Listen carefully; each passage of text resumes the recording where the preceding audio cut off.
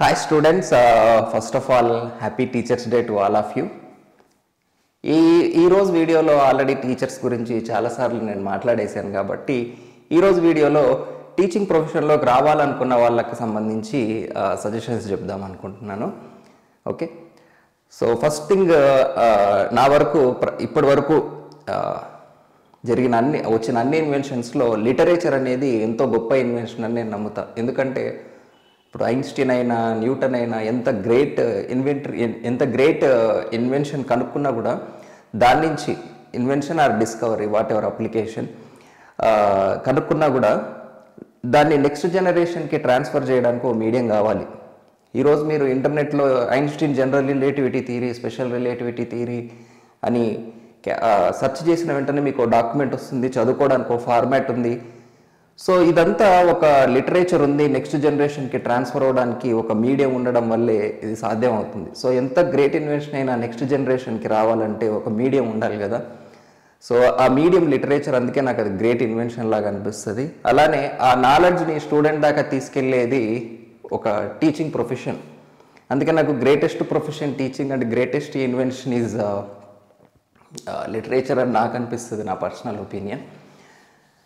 Okay, so అదంతా పక్కన పెట్టేస్తే, సో టీచింగ్ ప్రొఫెషన్ గురించి ఎందుకు మాట్లాడుతున్నాను అంటే, మీరు ఏఈఏడబ్ల్ఈ ఆర్ ఐఈఎస్ గేట్ ఏది సాధించినా సరే జాబ్ సాటిస్ఫాక్షన్ వైజ్ మీరు టీచింగ్ ప్రొఫెషన్లో అసలు 10th క్లాస్ స్టూడెంట్స్కి చెప్పే టీచర్స్నైనా మీరు అడగచ్చు. సో టీచింగ్ ప్రొఫెషన్లో ఉన్నంత జాబ్ సాటిస్ఫాక్షన్ నాకు తెలిసి అయితే ఇంకా వేరే ఎందులోనూ ఉండదు. ఇది ఇండియాలోనే కాదు, వరల్డ్లో ఎక్కడైనా సరే మీరు ఎంక్వైరీ చేసి రీసెర్చ్ ఆల్రెడీ దీనికి సంబంధించిన ఒక సర్వే కూడా చేస్తే తెలిసింది ఏంటంటే teaching profession is most job satisfaction ఉన్న ప్రొఫెషన్ అని. సో అలాంటి ప్రొఫెషన్లోకి మీరు రావాలి అనుకుంటే, కొంతమంది నన్ను చూసి కూడా ఈ ప్రొఫెషన్లోకి రావాలనుకుంటుండొచ్చు. ఓకే, ఆర్ వేరే ఏ కారణాలు మీకు చిన్నప్పటి నుంచే టీచింగ్ ప్రొఫెషన్ అంటే ఇంట్రెస్ట్ ఉండొచ్చు. సో ఇందులోకి వచ్చే ముందు మీరు ఏం ఆలోచించాలి అనేది ఒకసారి చెప్తాను నేను. So first thing, teaching ability అయితే ఉండాలండి. బతకడానికి వేరే దారి లేక బడిపంతులు అయ్యే వాళ్ళు రావద్దండి, మీకు ఫ్యూచర్ ఉండదు ఫస్ట్. సో ఇందులో డబ్బులు వస్తున్నాయనో, ఇందులో ఫ్యూచర్ బాగుంటుందనో ఇంకోటో కాదు. ఫస్ట్ నీకు టీచింగ్ మీద ఇంట్రెస్ట్ ఉందా అనేది మీరు చెక్ చేసుకోండి. ఎబిలిటీ ఉందా మీకు, ఇంట్రెస్ట్తో పాటు మనకు ఎక్స్ప్లెయిన్ చేసే స్కిల్ ఉంది, ఎబిలిటీ ఉంది అనుకున్న వాళ్ళు మాత్రమే రండి. వేరే ఏ ఆపర్చునిటీ లేదు కాబట్టి టీచింగ్కి వచ్చినాము అనేవాళ్ళు సర్వైవ్ అవ్వలేరు ఈ ఫీల్డ్లో ఫ్యూచర్లో. ఓకే, అది ఫస్ట్ సజెషన్. రెండవది ఏంటంటే, ఇప్పుడు టీచింగ్ ప్రొఫెషన్లోకి రావాలి, ఇందులో బెస్ట్ ఆప్షన్ ఏంటి? నా వరకు బెస్ట్ ఆప్షన్ ఏంటంటే యూనివర్సిటీల్లో ప్రొఫెసర్గా వెళ్ళడం. Very very well secured life. మీరు రీసెర్చ్ మీద కాన్సన్ట్రేట్ చేసుకోవచ్చు, మీ జాబును కూడా మీరు ఎంజాయ్ చేయొచ్చు. కానీ ఇది అందరికీ సాధ్యమయ్యే విషయం కాదు. సాధ్యం అవ్వాలంటే ఫస్ట్ మీ చేతుల్లో పిహెచ్డి ఉండాలి. సో స్టూడెంట్స్కి నేను ఇచ్చే సజెషన్ ఏంటి అంటే, ఎంటెక్ అయిపోయినా కూడా ఈరోజు ఏఐసిటిఈ పిహెచ్డి మ్యాండేటరీ చేసింది ప్రైవేట్ కాలేజీలకు కూడా. సో ఇలాంటి సిచ్యువేషన్స్లో మీరు ఎంటెక్ తోటి టీచింగ్ ప్రొఫెషన్లోకి ఎంటర్ అవుతే తర్వాత కొద్ది సంవత్సరాల తర్వాత పిహెచ్డి చేయాలన్నా మీ మైండ్ యాక్సెప్ట్ చేయలేదు ఆ టైంలో. ఇనీషియల్ డేస్లోనే మీకు ఒకవేళ ఏజ్ తక్కువ ఉంటే క్వాలిఫికేషన్ మీద ఫోకస్ చేయండి. అట్లీస్ట్ పార్ట్ టైం పిహెచ్డి అయినా చేయండి టీచింగ్ చేసుకుంటూ. క్వాలిఫికేషన్ మీద మాత్రం దృష్టి పెట్టండి. టీచింగ్ ప్రొఫెషన్లో సెటిల్ అవ్వాలనుకుంటేనే, గవర్నమెంట్ జాబ్ మీ ఏమైతే కాదు. ఓన్లీ నాకు గవర్నమెంట్ జాబ్ ఇంట్రెస్ట్ లేదు, నాకు టీచింగ్ ప్రొఫెషనే ఇంట్రెస్ట్ అనుకున్న వాళ్ళకి చెప్తున్నాను నేను. ఓకేనా? సో ఫస్ట్ థింగ్ ఏంటంటే మీరు క్వాలిఫికేషన్ మీద ఫోకస్ చేయండి. ఇప్పుడు నేను పిహెచ్డి చేయాలి అనుకున్నా కూడా నాకు అంత టైము, నా మైండ్ సపోర్ట్ చేయదు. తప్పదు, చేయాలి అనుకున్నా కూడా ఇంకో 5 సంవత్సరాలు పడుతుంది దానికి. సో అంత టైం వెచ్చిస్తే నాకు అప్పటికి ఎంత ఒక 37-38 ఇయర్స్ వస్తాయి. అప్పుడు మళ్ళీ ఒక ఫ్రెషర్ ఫ్యాకల్టీ లాగా నేను వెళ్ళగలను. సో ఎర్లీ ఏజ్లోనే మీరు కంప్లీట్ చేసుకోవాలన్నమాట. ఇప్పుడు నాకు ఆ టైంలో ఏమనిపిస్తుంది, 37-38 ఇయర్స్కి ఒకవేళ మన ఇన్స్టిట్యూట్ నడవకపోతే వేరే ఏదైనా బిజినెస్ అయినా చేసుకోగలం, కానీ ఒక ఫ్రెషర్ ఫ్యాకల్టీ లాగా అయితే మనం వెళ్ళలేము కదా. కానీ ఎర్లీ ఏజ్లో మీకున్న అడ్వాంటేజ్ అది. సో ఎర్లీ ఏజ్లోనే మీరు ఎంటెక్, పిహెచ్డి ఇట్లాంటివి కంప్లీట్ చేసుకుంటే సర్టిఫికేట్కున్న వాల్యూ నిజంగా టాలెంట్కి లేదు కదా ఇంజనీరింగ్ కాలేజ్లో. సో ఇప్పుడు నేను ఒక ఇన్స్టిట్యూట్ నడిపాను, ఇన్ని సబ్జెక్ట్స్ చెప్పాను, ఇదంతా అవసరం లేదు, వాళ్ళకి సర్టిఫికేట్ కావాలి. సో క్వాలిఫికేషన్ మీద దృష్టి పెట్టండి. సో ఫస్ట్ ప్రిఫరెన్స్ ఎప్పుడు కూడా యూనివర్సిటీ ప్రొఫెసర్, ఎందుకంటే ఇది వెరీ వెల్ సెక్యూర్డ్. చూడడానికి ఈ కోచింగ్ ఇన్స్టిట్యూట్లో ఫ్యాకల్టీ ఏదో అవర్లీ బేసిస్ డబ్బులు ఇస్తారంట, చాలా డబ్బులు సంపాదిస్తారంట, అవన్నీ నిజాలే. నేను కూడా చెప్పినా కదా నా స్టోరీలు. కానీ ఇది చాలా వాలటైల్ ఫీల్డ్. తాడిని దన్నేవాడు ఉంటే వాడు తలని దన్నేవాడు ఎప్పుడూ ఉంటాడు. 100% నాకంటే టాలెంట్ వాళ్ళు ఎంతోమంది ఉన్నారు, అందులో డౌట్ లేదు. కానీ అందరికీ ఆపర్చునిటీ రాదు, అందరూ రిస్క్ చేయలేరు, అందరూ ధైర్యం చేయలేరు. ఇప్పుడు స్టార్టింగ్లో నేను పెట్టినప్పుడు పెద్ద కాంపిటీషన్ లేదు. టైమింగ్, ఇక్కడ timing important, luck factor important, risk చేయడం ఇంపార్టెంట్. నా దగ్గర ఉన్న డబ్బులంతా అప్పుడు పెట్టేశాను ఆ టైంలో. బట్ అందరూ అంత రిస్క్ చేయలేరు కదా. సో వేరే ఇన్స్టిట్యూట్లో ఫ్యాకల్టీగా వెళ్ళడానికి ట్రై చేస్తారు. సడన్గా మీకంటే బెటర్ ఫ్యాకల్టీ, మీకు ఫీడ్బ్యాక్ బాగా రావచ్చు, డబ్బులు బాగా రావచ్చు. సడన్గా మీకున్న ఆపర్చునిటీ కోల్పోయింది అనుకోండి, క్లాసులు ఎవరిస్తారా అని ఎదురు చూడాల్సి వస్తుంది ఆ మంత్ ఖర్చులకి. మీరు ఇన్ని రోజులు కోచింగ్ ఇన్స్టిట్యూట్లో పనిచేసిన ఎక్స్పీరియన్స్ సర్టిఫికేట్ కూడా రాదండి మీకు ఇంజనీరింగ్ కాలేజ్లో. విత్ ఎక్స్పీరియన్స్ మీరు ఫ్యాకల్టీగా వెళ్ళడానికి ఈ ఎక్స్పీరియన్స్ కింద కూడా కన్సిడర్ అవ్వదు, ఏ సర్టిఫికేట్ రాదు మీకు ఈ ఎక్స్పీరియన్స్ ఉంది అని. మళ్ళీ మీరు ఇంజనీరింగ్ కాలేజ్లో ఫ్రెషర్గా వెళ్ళాల్సి వస్తుంది అనమాట, రైట్? సో అంత దారుణం ఈ ఫీల్డ్.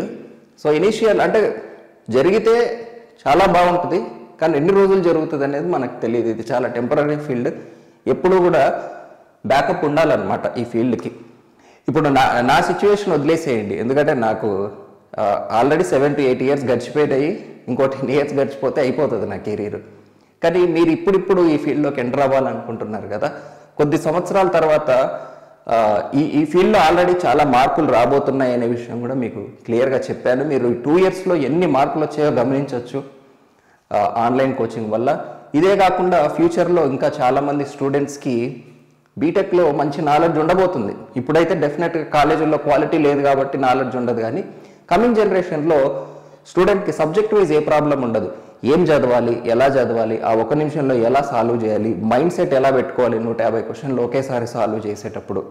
ఇప్పుడు మార్నింగ్ జనరల్ స్టడీస్ పేపర్ సరిగా రాయకపోతే ఈవినింగ్ ఎఫెక్ట్ అవ్వకుండా ఎలా ఉండాలి మన మైండ్ సెట్, ప్రిపేర్ ఎగ్జామ్ రాసేటప్పుడు క్వశ్చన్స్ ఎలా సెలెక్ట్ చేసుకోవాలి, ఎలా స్కిప్ చేయాలి, క్యాలిక్యులేటర్ లేకుండా ఎలా సాల్వ్ చేయాలి, ఇలాంటి విషయాలు తప్ప సబ్జెక్ట్ అనేది స్టూడెంట్ ఓన్గా చదువుకోగలడు. యాక్చువల్గా కమింగ్ జనరేషన్లో బీటెక్లో వాళ్ళు కరెక్ట్గా చదివారనుకోండి, వాళ్ళ కోచింగ్ ఎందుకు?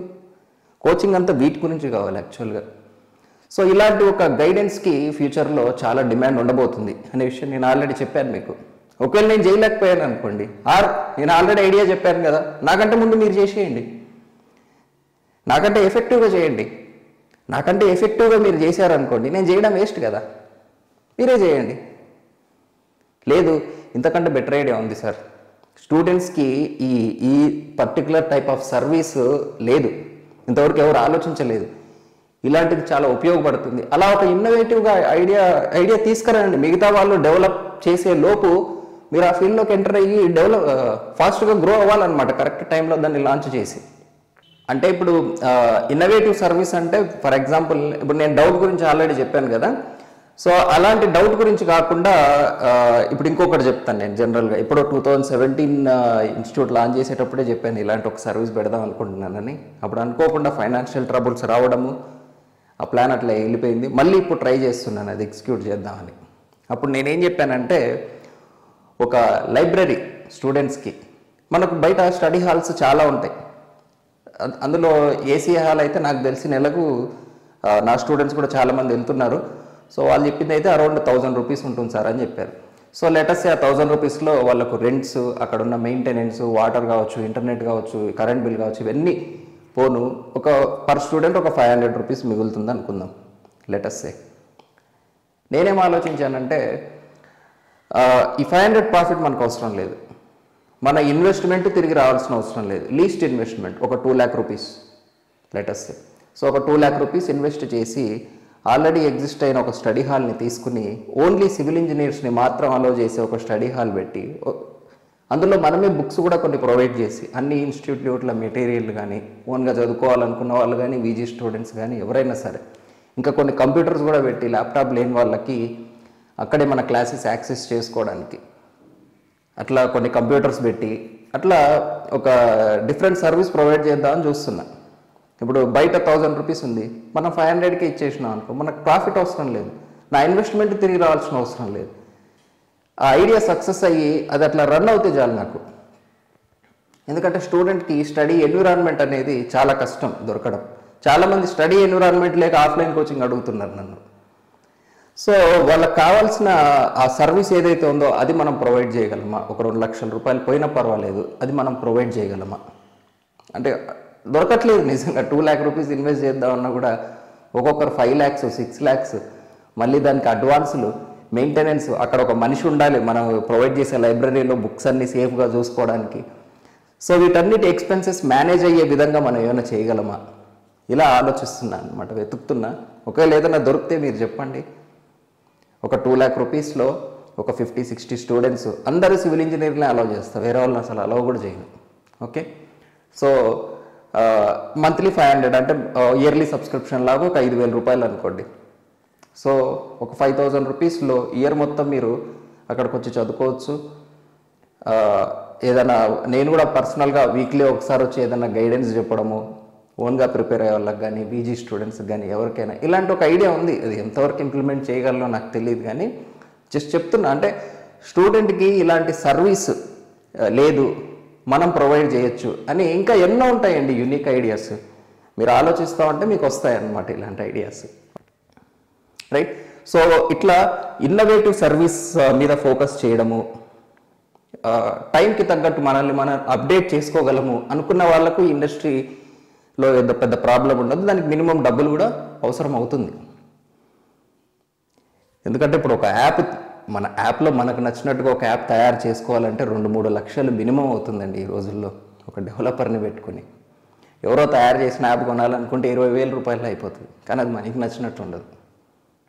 అంత డిఫరెన్స్ ఉంటుంది అనమాట ఏదైనా మనకు నచ్చినట్టు ఉండాలంటే, రైట్? సో ఈ టీచింగ్ ప్రొఫెషన్కి వచ్చే వాళ్ళకు నేను చెప్పాలనుకుంది, సో ఇంజనీరింగ్ కాలేజీల్లో ప్రస్తుతానికి ఉన్న సిచ్యువేషన్కి అయితే శాలరీలు కానీ, ట్రీట్ చేసే విధానం కానీ ఫ్యాకల్టీని చాలా దారుణంగా ఉంది చాలా కాలేజీల్లో. సో ఫస్ట్ ఆప్షన్ ఎప్పుడు కూడా యూనివర్సిటీలో ప్రొఫెసర్ అవ్వడానికి ట్రై చేయండి, PhD. Okay, second option engineering కాలేజీల కంటే కోచింగ్ ఇండస్ట్రీ రిలేటివ్లీ కొంచెం బెటర్ ఇన్కమ్ వైజ్, కానీ ఇందులో ఎక్స్పీరియన్స్ పనిచేయదు. మనం టైంకి తగ్గట్టు అప్గ్రేడ్ అవ్వగలము. అదే నాలెడ్జ్ సంవత్సరాల తర్వాత చెప్పుకుంటూ ఉంటే నువ్వు ఇక్కడ ఉండలేవు, అందులో అనుమానమే లేదు. 100% నువ్వు ఇక్కడ ఉండలేవు. సో మనకు తెలిసిందేదో మనం చెప్పుకుంటూ ఉందా అనుకుంటే ఇంజనీరింగ్ కాలేజీకి వెళ్ళిపోండి, బెటర్. ఎందుకంటే చెప్తున్నా, తాడింది అనేవాడు ఉంటాడు, తలంది అనేవాడు ఎప్పుడూ ఉంటాడు. నాకు తెలిసిన ఎంతోమంది ఫ్యాకల్టీస్ ఇప్పుడు ఎంత సఫర్ అవుతున్నారో క్లాసులు లేక నాకు బాగా తెలుసు. సో చాలా టాలెంటెడ్ ఫ్యాకల్టీ, మళ్ళీ not only civil engineering, other బ్రాంచెస్లో ఎంతో అసలు 5 స్టార్ ఫీడ్బ్యాక్. మేమందరం కలిసి డిఫరెంట్ సిటీస్కి వెళ్ళే వాళ్ళం. సో వాళ్ళకు కూడా నాతో పాటు 5 స్టార్ ఫీడ్బ్యాక్లు ఇవన్నీ వచ్చేవాళ్ళు. వాళ్ళకి ఇప్పుడు క్లాసెస్ లేవు, కోవిడ్ సిచ్యువేషన్స్ వల్ల చాలా క్లాస్ రూములు లేవు. తిరిగి మళ్ళీ క్లాస్ రూమ్ కోచింగ్కి ముందున్న పూర్వ వైభవం వస్తుందా రాదా అనేది కూడా ఎవరికి తెలియదు ఇప్పటి వరకు.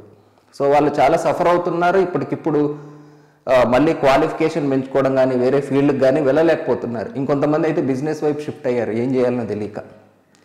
సో ఈ సిచ్యువేషన్స్ అన్నీ నేను చూశాను కాబట్టి కమింగ్ జనరేషన్లో ఇటువైపు రావాలనుకున్న వాళ్ళకి కూడా ఈరోజు ఏదైనా సజెషన్ చెప్దామని నాకు అనిపించింది. సో టీచింగ్ ప్రొఫెషన్కి రావాలనుకున్న వాళ్ళు ఫస్ట్ థింగ్ క్వాలిఫికేషన్ మీద బాగా ఫోకస్ చేయడానికి ట్రై చేయండి. అట్లీస్ట్ పార్ట్ టైం పిహెచ్డి అయినా అప్లై చేసి టీచింగ్ ప్రొఫెషన్లో ఉండండి.